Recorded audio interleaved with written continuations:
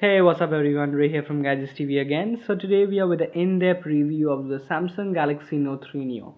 If you talk about the older version of Samsung Galaxy Note 3, there is a slight difference in the screen size, as the Note 3 original Note 3 had the 5.7-inch Full HD Amoled display with a 386 pixel per inch density, whereas this device has 720p display with a 5.5-inch screen, slightly 2 inches, 0.2 inches smaller than the original Note 3 with a 267 pixel per inch density. So browsing through the settings of the device, we are going to the general setting just to show you how much memory is there in the Note 3 Neo.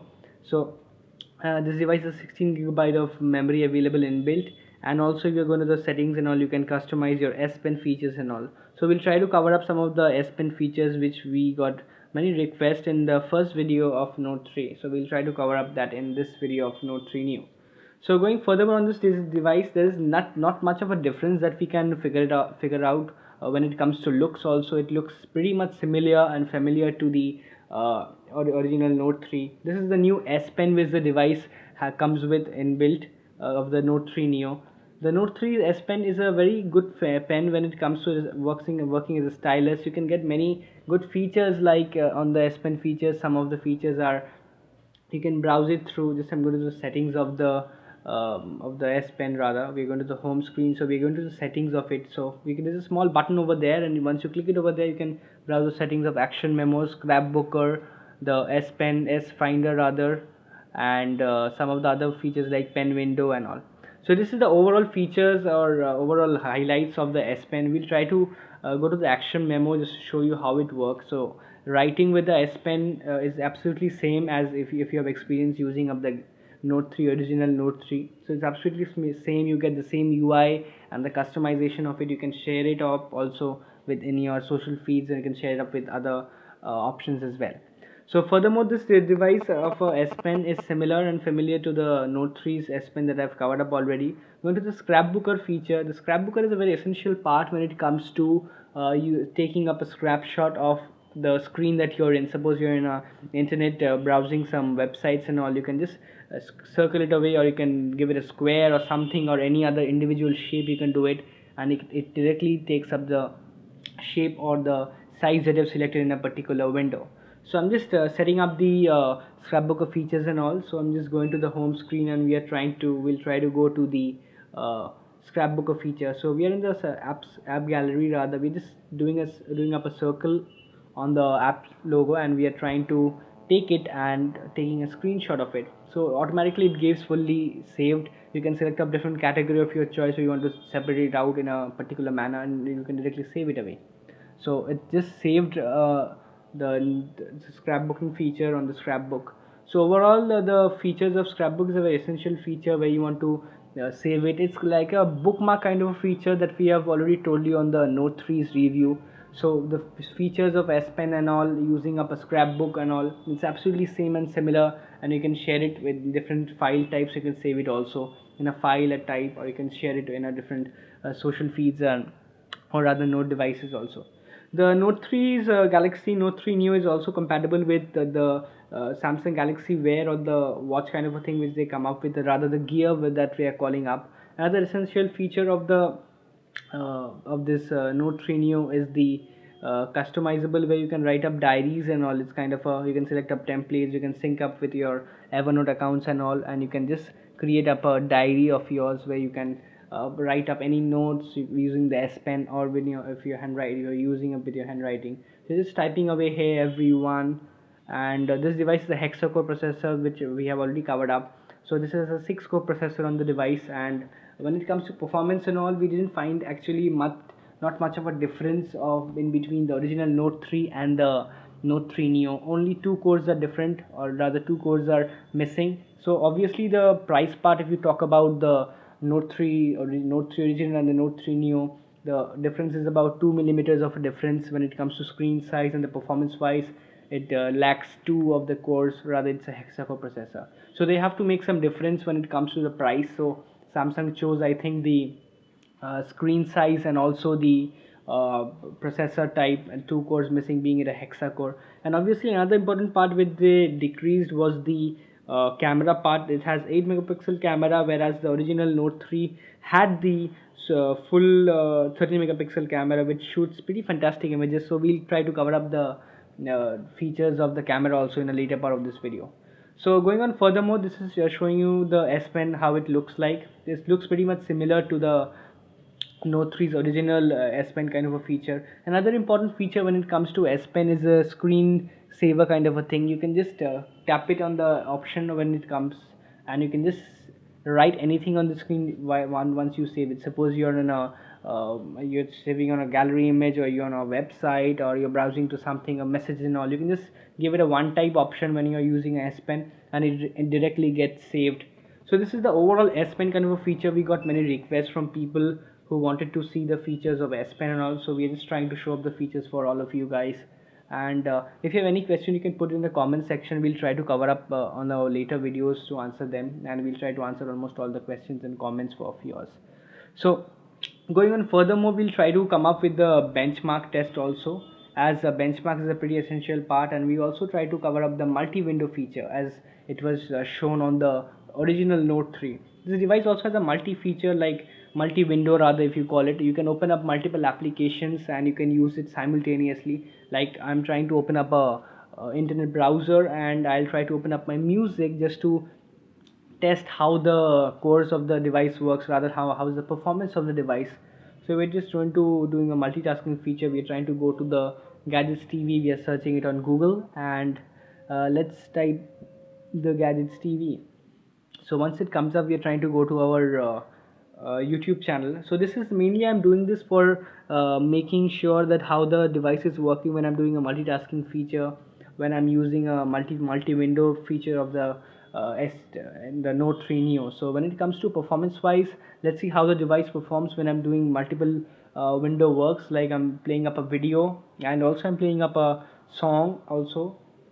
So I'm just using up both the applications simultaneously, and using up the RAM and using up the cores of the device, rather showing up the almost the how the RAM and all these things works. So we're trying to open up a messaging application as well. So playing on the background the music player which is going on still in the background, and we are trying to open up the message box. So we'll try to swap it from the different sizes of a screen, taking up different size whenever you want to use it. We'll try to use the portrait mode and as well as the landscape mode. So we are switching away a little bit just to show you how it works on the both the modes of portrait and landscape. So we are trying to compose a new message, and also we'll try to play on the background video of ours. So both the windows should be capable of taking up inputs on one side, playing up a video, and another side taking up a messaging thing. So this we are trying to give it in a test message. So writing on the device, as I showed you in our older videos, is absolutely smooth, nothing as such to tell.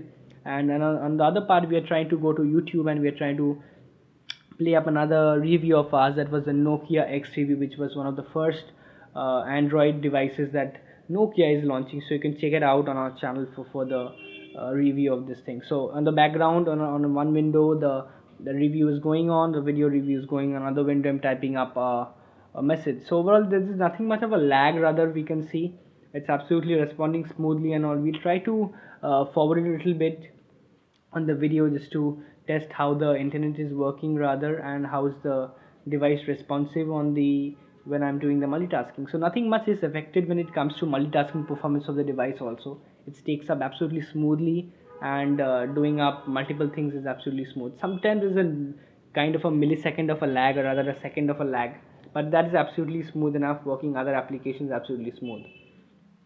So trying a multi-window feature is also absolutely great when we worked on the Note 3 also. So there is nothing much of a difference when it comes to being Note 3 Neo Hexa Core, and the original Note 3 being an octa-core processor. So there is nothing much of a difference on using both the devices, multitasking window features and all.